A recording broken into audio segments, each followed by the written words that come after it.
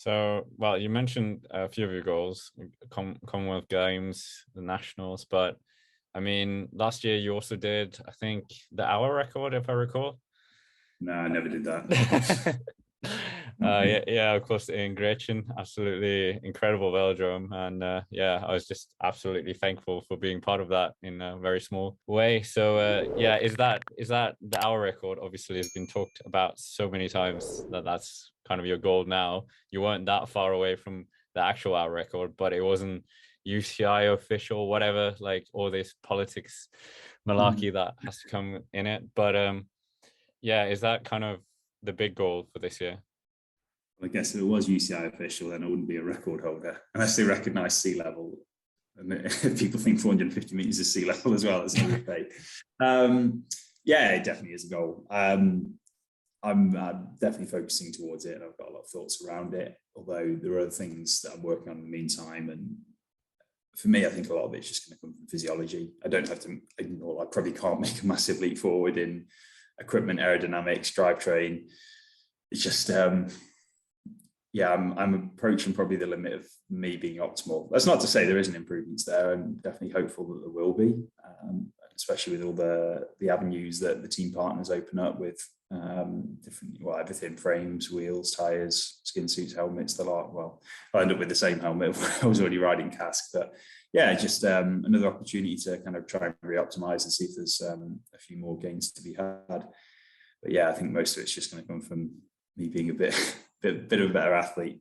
At least that's what I'm trying to work towards. And just that's again another reason for Andorra: altitude. That I know I'm a good responder to altitude. I seem to perform well up here. And just trying to get more altitude stimulus throughout the year is probably going to be quite a good thing for me as an athlete.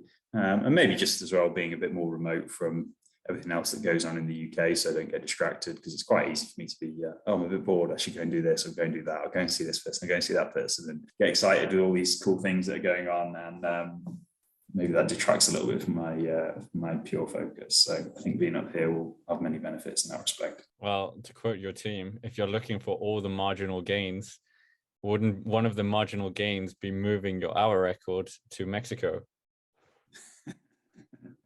Yeah, I definitely would. I kind of I've mulled it over a lot, and I think going to altitude. Don't get me wrong, and like I don't want to be held to this in the future. That I may go to altitude for an hour record at some point, but I don't think this one. I think with how close I am right now at sea level 400 meters, whatever, call it sea level, then I think it'd be a nice challenge to try and bring the record down from altitude to sea level.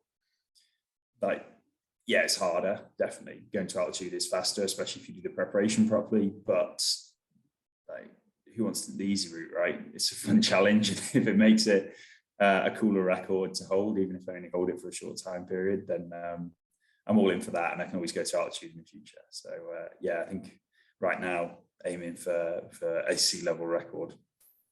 How did it feel doing the hour record, the British hour record now last year? Like, what was it like? Did you feel like you were, because we had everyone was holding their breath when you were a few seconds down on the pace?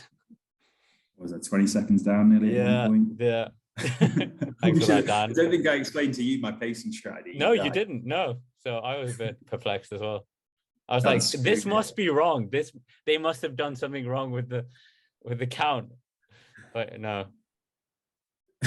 I'll send you a screenshot of my pacing plan, so see, you can probably put it up in it. Yeah, people can see. But basically, the strategy was to go out a lot slower than Wiggins. So Wiggins pretty much flat split. If anything, actually went out a bit hot and slightly died off. Not much, I think it was like 0.2k an hour slower second half than the first half, or something like that. Whereas I was going to go out like really slow. So average lap splits would have been 16.5s, I think it was, and I was going to go out at like 17.0. So I was going to lose half a second every single lap, and then just gradually pick it up. So that halfway I'd be at 16.5s, and then for the second half, hopefully by the end at 16.0s.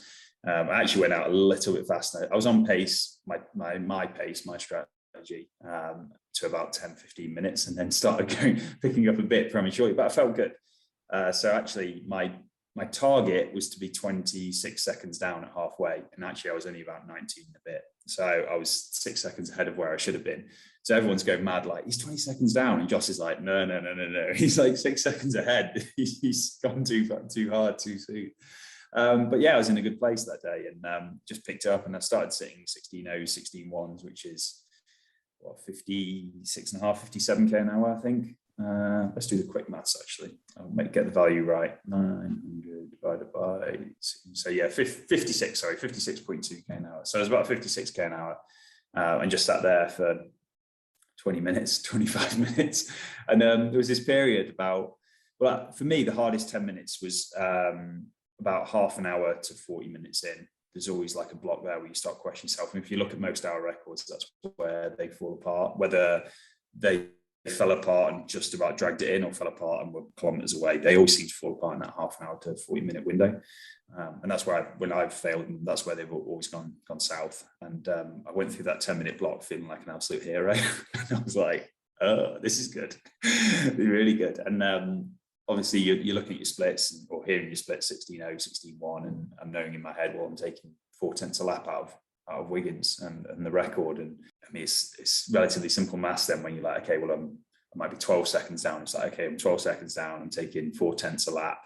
That basically means that in 30 laps time, then I'm breaking even, and 30 laps is not all that far. It's like 10 minutes. So, okay, like you have a bit of variation in the laps, and some laps you maybe only take 2/10s and some laps you take 5. But yeah, chipped away. And I think it was just after 45 minutes that I broke even. And I was like, I'm feeling good here. Like, this is good.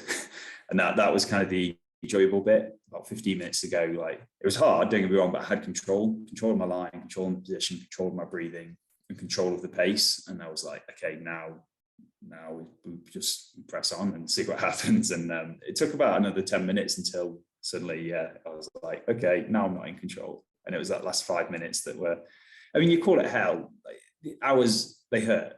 Like, the pain will always come, and it's just kind of pushing back pain as much as is possible. So just trying to not make mistakes early on, because you pay for them at some point, whether you hit pads, have a bad line, hold a bad position. It's not that suddenly it goes, oh, you've done all that and it hurts now. That just accumulates. And at some point it all piles up, and yeah, physiology comes and bites you in the ass. And yeah, it took until about the last 5 minutes for me to go, okay, and now I am all out. Whatever I've got is what I've got. My line is what my line is, which wasn't great by that point, and just doing all I can really to get it all out. And I didn't really drop off too much. I think it was only that last few minutes that I dropped below Wiggins' pace, so I was still putting time into him for a fair bit of that. And yeah, generally just really, really quite enjoyable.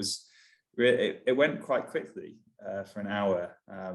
And then, yeah, I just guess when these things fall into place and you have a really good day and it all comes together, then it feels easy. It's painful, but like I think Brad described it as quite a sweet pain. Like, it's enjoyable. You can push into it and you can suffer. And like, they're the best days. And I was, I guess, quite lucky to have that kind of form on that day, and it all really come together and yeah, make it quite a positive, enjoyable experience and not having to drag it in. So you said, well, in the interview, you said that it was about 7 watts from you and Campenaert.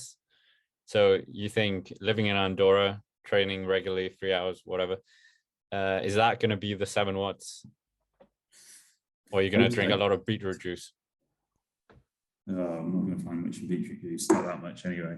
Yeah, I mean, there's many ways to skin a cat, and I could find 5 watts in physiology and a few more in if you've got the same results. So like a lot of people said when they put that out that, like, oh, why are you talking about watts? Why don't you just pedal harder? And it's like, well, watts work on both sides of the equation, guys. You can pedal harder by 7 watts, or I can reduce my drag by 7 watts. We'll do half, we'll do 1, we'll do the other. It doesn't really matter. Like, anyway, that's me just moaning about people misunderstanding what I was trying to say. But yeah, effectively 1 watt is 50 meters. So I need about 7 to beat Campenaert, assuming everything else stays equal. So yeah, I think physiology is it's the most obvious route for me to make improvements relative to other people of my kind of height, weight, size. Watts per kilo are a really good measure, and watts per kilo for an hour, I'm not really at the highest level, which shows us some headroom for improvement. Whereas I know my CDA relative to others that I've tested is definitely up there as probably one of the lowest really that you can get to. I know a handful of people who are lower,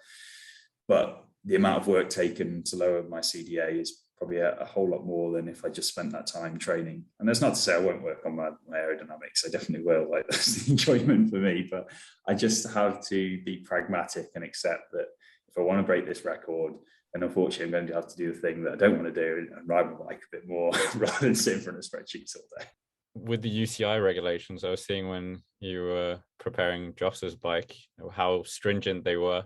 How will that change from the setup you had in Grenchen to, well, potentially Grenchen again, but like, how would it change for the official hour record? Of course, like with the hour record, we've had so many iterations with the Superman position, of course. I think Chris Boardman and Graham O'Brien both had that. And also, well, we had the Eddie Merckx, where it was just literally, I think, a track bike he rode around Mexico. So what's kind of the constraint? And I of course, I understand as an engineer, you love constraints. So, or trying to somehow modify the constraints or something. Yeah, exactly. Yeah, that's what I was trying to do. So what are the constraints? What's the difference between what you did beating Bradley Wiggins and then the official one? So from a positional perspective and equipment, nothing. So everything that I did for the British hour record is exactly as I would have to do for the world hour record. The only thing being is I'd need a spare bike, which I guess technically I had because Joss's bike was in track centre. But beyond that, everything about my position, my equipment was all as per a UCI world hour record attempts because British cycling went into UCI record, UCI regulations. So my position and my equipment choice, etc., all had to be commercially available, etc., etc. So I'd met all that, and I mean, even to the point that I had drug tests afterwards. It's just that I didn't have 6 months of being on the whereabouts program prior, which is pretty much the only thing that I didn't really meet in the criteria when you think about it. But that's, probably, well, it's not the most expensive thing. There's other things that are costly around timekeeping and live streaming and branding and lots of things to tick off along the way that just take time and money and effort. So having somebody to help organise that is definitely beneficial. So the blood passport's not the only thing, but that's the main one that's going to really change that. I guess it's more of a stressful overhead, really, having to update a system to say where you are pretty much every single day, where you're sleeping, when they can come and test you, etc. And considering how erratic my life can be with traveling to races at short notice and things, then I'm just going to have to be hot on it. But it is possible. Like Joss is on it, and to be honest, I barely particularly notice. It's only every so often shout, "Oh, I need to change this and update it," because you go into bed and then you realise that you flew back a day earlier or something like that. So you need to make sure that you update where your whereabouts are. So it's going to be a bit of an overhead, but it's every athlete in the world does it. So I'm not going to sit here and moan and say it's stressful, because it's doable, it's achievable, it's manageable, and that's the idea behind the system. Like, they don't want a huge overhead on you, they just want to be able to locate you every day, which is totally fair. So that's pretty much the only change. Obviously being in the Grenadiers means there's a world of opportunity that opens up with all their partners, and quite looking forward to. I already have relationships with them and things in development. So there's potential there as well at the same time. So there's not much else really to say that would be different for an hour record, other than I've just got to go 367 meters further technically, because you've got to beat it by at least a meter. But So have you thought about when you're going to do it in this very hectic race schedule that you can't escape? It'll be sometime around sort of Commonwealth Games, World Championships, kind of. So quite similar to last year, I think. Just means that I can try and peak for sort of a handful of events rather than one event and then a bit of downtime and come back up again. So I mean, that's still quite a long period, because Com Games is basically end of July, early August, and Worlds is mid-September. So there's kind of a 6-week period there where I've got to be on a high. But I'm pretty confident I can do that. So it does mean that nationals could be a bit probably not on the absolute peak, because that's sort of mid to late June, and I'm probably just going to be in a more of a training block then. But to be honest, I've never really struggled on sustaining good form as long as I'm not stupid. Just got to keep consistency and hopefully be in a good place for all of that. So sometime back end of the year, but right now I couldn't tell you a date.